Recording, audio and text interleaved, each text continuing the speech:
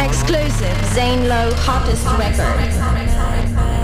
Coming up tonight from 8 p.m, it's a Monday night feature interview with MUSE. We're back with a brand new album called The Second Law, and that was Madness, which is the second track on the record. Off the back, I mean, it's like the two very different sides of the record, isn't it? One is just full on in your face, the first track, Supremacy, and then into Madness. It's a nice mood changer. Tell us how the song came about and what the initial idea was. This is one of the tracks that when I started out making the album, I was thinking, well, I think we were all thinking that, you know, that it'd be nice to do something a bit more understated, you know, that isn't so overblown, and we tend to do things that are very theatrical and very sort of just extreme, overbearing sounds, you know, and I think that quite a few songs we sort of produced and recorded them completely differently to how they're written. And in this track, I think it's my favourite song on the album because it's just so minimal, stripped back, very simple, self-explanatory. It's not like high concept or anything. It's just a good tune with a good groove. Yeah, it's exactly what I mean. You're right, and also it's one of those perfect pop songs that kind of leads exactly where you need it to go with a few twists along the way. But it just, you feel very replete by the end of it. I think, you know, the story's been told in the perfect way. You know. Yeah. I think it's as I said, a very sort of simple, straight song. Really, it's unusual for us, and that's why I think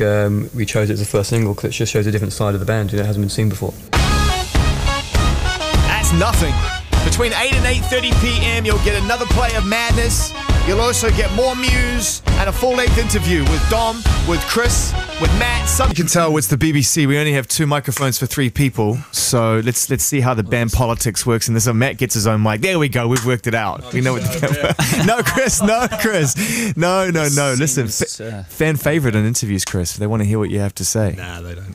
Guys, how are you? Good? Good. Yeah. Getting ready now, huh? We caught up a while ago, and you had you know, the Olympics thing was approaching. We had a piece of music to play from the album in relation to that, but this is all album now. This is Second Law now. This is all focus on the record. And as a body of work, having listened to it, I mean, this is one of your most fun, most bonkers. Yes. You know, thematically stretched. Also, in terms of like the way the songs have been put together. You know, with Chris singing. Yep. 2? Yeah, 2 in a row. I know. That's almost a solo career. You seem in good form, and how do you feel about everything now with the record due to come out soon, a few months? Feeling good, excited, yeah, absolutely. You know, kind of raring to go. Certainly looking forward to doing some shows, just getting it released, getting the music out there, and doing some shows. We're actually just rehearsing at the moment and starting to like figure out how to play it all live. So that's like coming along well. I think Morgan's shitting himself. I bet he is. Our keyboard player. I bet he is. I just got like I got an email from Morgan this morning saying I don't know what to do here. Yeah. You expect me to play an entire orchestra on my own? I'm going, yes, that's what you're supposed to do. Do it. Hans Zimmer can do it. He's going to be like Rick Wakeman now. He's going to be surrounded by 18 keyboards. He's going to need a riser all to himself. He's no longer the hidden member. If you want him to do an entire orchestral piece live on stage, this guy needs his own riser now. He's getting his own light show as well. He's building all these lights around him. It's a whole thing. Wow. Yeah. I'm drowning, asphyxiated. Talking about Rehearsal, let's stay in the rehearsal room. What was the first song that you started to, apart from Survival obviously, what was the first song that you started to play live in Rehearsal? Supremacy? Yeah. Supremacy? Yeah, that was kind of the most easy to play, I think. Yeah, it's a track that we just jammed out, apart from obviously all the orchestra parts. Apart from the 60% verses, which require an 80-piece orchestra. The riff on that track's the one that I think is going to be the most looking forward to playing live. I think it's just something that went straight to the big 7-string riff. You know. Cool. So that's the opener, right there for the show. Start with track 1 on the album. Always. Next song was track 2. Actually, that's what we were doing, wasn't it? We were actually doing it in order. We did that, then we did Madness. I think it was the first thing we recorded as well, wasn't it, on the album? It was, yeah. You said it sounded like Wings. That's what I read in the bio. That was the comment. It sounded like Wings. No, stand by that. Yeah, it reminded me a bit of Wings first time I heard it. I must admit, yeah. A little bit of Kashmir in there as well. Just a classic riff, you know? Yeah, exactly. Classic ascending riff. And in terms of playing that one live, how are you going to get around all the boom bass? I know, I mean, let's take Morgan out of the equation for a second, but he is the guy. He is literally the fourth corner of the room to hold everything together on this record. There's so much going on it, though. Like, let's talk about Madness, for instance. I mean, that's a pretty electronic record for the first half. How's that sounding in Rehearsal? That's sounding like really good, actually. Chris is on a guitar. You're on a guitar? Really? No, it's not a guitar. It's like a MIDI guitar, but it's got a screen on it that you can operate like a synth, so you can open the filters and trigger the notes, but you play it like a guitar. So, but does it look like a guitar? Does it look it like does. A it looks like a small guitar with a little Chaos pad in the middle of it. Didn't you guys invent that? Well, that's what I thought. Yeah, I definitely had the first guitar with a Chaos pad on. Did you not patent it? Yeah, this company in Japan had bought out something that looks very similar. You idiot! I can't believe you didn't patent that. That's outrageous. You're the only one who ever played that. No, worse than that. You know, Boss. You make guitar pedals. Yeah. This is on record. Boss. They ripped me off. The song "Map of the Problematique" on the is that the third album? Fourth album, "Map of the Problematique." I invented this guitar sound, which is basically a pitch shifting stepped arpeggio thing that goes. Yeah. They brought out a pedal that just exactly does that, and anyway, I use that pedal on the song "Big Freeze."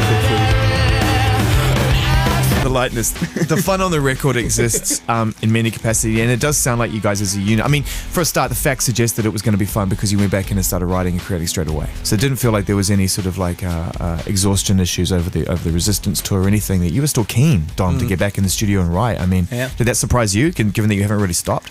Not really. I mean, we kind of, 2011 we didn't really do so much anyway. We did a few gigs like in Russia and a bit in America and South America, so it was a pretty easy year as far as like touring goes. So so during that year we had a bit of time to relax and chill out, because 2010 was just like full on, really heavy. So it was enough time to relax and start thinking about a few ideas. So we didn't really, we had a few months off essentially in that year, and then we were just kind of keen to crack on, really. I mean, what else are we going to do? A year turns into 5, turns into 10. Yeah, I guess Matt had a family as well, so obviously it's massive life-changing stuff, but at the same time he was ready as well, weren't you? And I know those first couple of years of being a dad, man, that's rough. I can't wait to get out and make another record. Don was talking about he cheated at Edinburgh. He just partied in LA with like his 10 girlfriends. I mean, I was like up at we've all seen the tweets morning, changing nappies and like. You guys are now, with regards to Twitter, you have become a social networking phenomenon. And while we're talking about ripping people off, that was my idea for you to get on Twitter in the first place. Yeah, we were in Como. Yeah, I do remember that. Yeah, I'm all over it these days. You are. I think Chris does the most these days. I'm sporadic. I have moments. But I remember when we talked about it, which was about 3 years ago, and I think we had like 2,000 followers or something for about 5 minutes. Yeah. I think I flew from Como to Ibiza, and I checked on your Twitter update, and it was like 85,000 followers in like 7 hours. Here comes a tweet pic right here.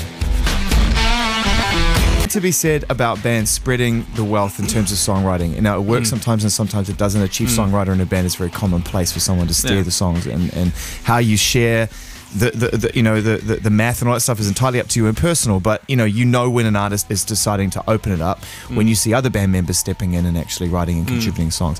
How did it come about this time around, and how do you feel about sharing your songs at this stage of the group's existence? Well, I think it's a good thing. I mean, I think definitely they're good songs. I guess sometimes there's no particular reason, but the timing feels good. I mean, I've been writing stuff for a long time, but I think I'd always struggled with lyrics. And that was probably the reason that nothing ever happened before, because I never really finished a song.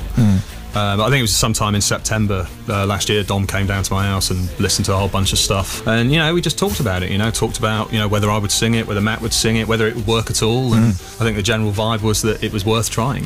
May at worst end up as a B-side. No way. Save Me is killer. Save Me is killer. I mean, when I first heard that one, I was just like, wow. Not only lyrically, really honest, really direct, really impassioned vocal, but I think actually, and this could undo a lot of years of goodwill. One of the strongest things on the record, in my opinion. One of the strongest kind of driving melodies on the record, I think, for me, in terms of feel. Thanks. Thanks very much. I love it. How you feel about that? You guys all right?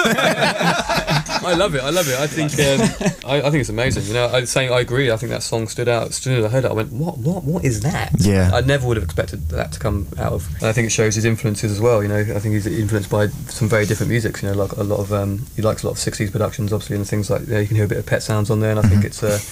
I love it. I'm looking forward to playing it live for sure. It must be a moment for you as well, just to wrap up this part of the interview. It must be really nice now to look at the track listing of the album and feel like, a couple of songs on the record. No, it is great. I mean, I'm obviously really pleased. Leave home to come back. You got to forget. You got to leave home because you got to go like, I don't want to live here anymore. I want to break out of slap bass. I can't stand it. It's the worst thing I've ever heard. I need to come back and go, slap's kind of good. I think it's because some guy, years and years ago, worked for a record company, came to see us play, and the first thing he said was like, great gig, lose the slap bass. and I listened to him, and we didn't do anything like that for about 10 years after that, and then it was a good way back. To be fair to the guy, it was a good 10 years.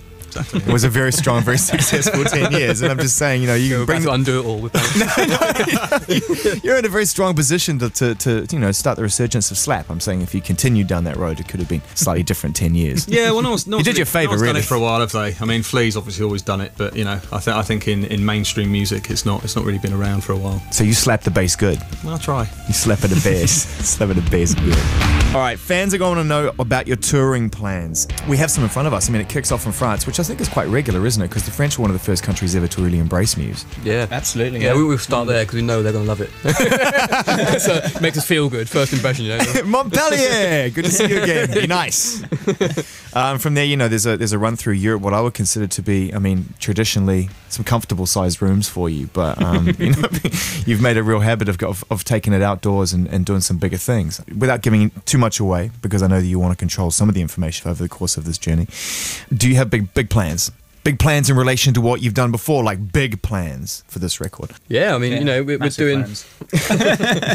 Yeah, I think. Huge plans. Yeah, we're doing kind of like a bunch of arenas and stuff, you know, little intimate setting. but you can laugh, but it is kind of true. Kick the ball off. Couple of sessions. Actually, no, I say that because that was one of the things that U2 said. Actually, U2, we were talking to them about when they're doing their massive Stadium 360 tour, and I think it was Bono or The Edge said, "Oh, next time we're going to do like a bunch of intimate concerts." And I was thinking, like, you know, they're going to go back to theatres, and it was like, "I know, we'll do like 55 nights at the O2." You know what I mean, it's like, for them, that's like an intimate. But like, just to tie it back in, sometimes people go to me, "What was it like playing at Wembley Stadium with Muse?" And I always give the same answer: "It's a good room." it's a good, comfortable room, you know. I think we're going to go for it on the stadiums next summer. Yeah. I think we're going to push that. We might be playing some different ones because obviously we've done Wembley Stadium about 4 times now, so we might look around and do some different stuff. We'd love to have played the Olympic Stadium, but I'm not sure if that's going to be ready yet. So, but we'd love to be the first band to play the Olympic Stadium, but I think that might have to be for a couple of years down the line. But yeah, you know, our plans are, you know, touring around Europe this year, America early next year, and then we'll be back here in the summer for the kind of the big stuff, you know. I think a couple more albums will have enough to put together some kind of musical concept, you know. And I'd love to just base ourselves in, like, you know, Vegas for a couple of years, you know, just playing like, so I can play poker every night after the gig, basically. That sounds dangerous. Very dangerous to me as well. I met Bellamy in Vegas. That could be a real problem. Bellamy in Vegas, showing poker, residency in a few years. Sheesh. I know you're not joking, and the thing about that is that you know, to be the first hard rock band, modern rock band, really, in you know, and that's what I'll always refer to you as, because that you know, I'm a fan of you, and that's where I see you coming from. To go and actually have a residency in a place like Vegas is, you could do it. Yeah, no, I like the idea. I think that's one way I can see us breaking the kind of the, you know, playing sort of arenas and stadiums and things. Five Nights at Caesars. Yeah, exactly, yeah. Like Bellagio, maybe. They got a better poker room. You notice that my reference point was like from 1992.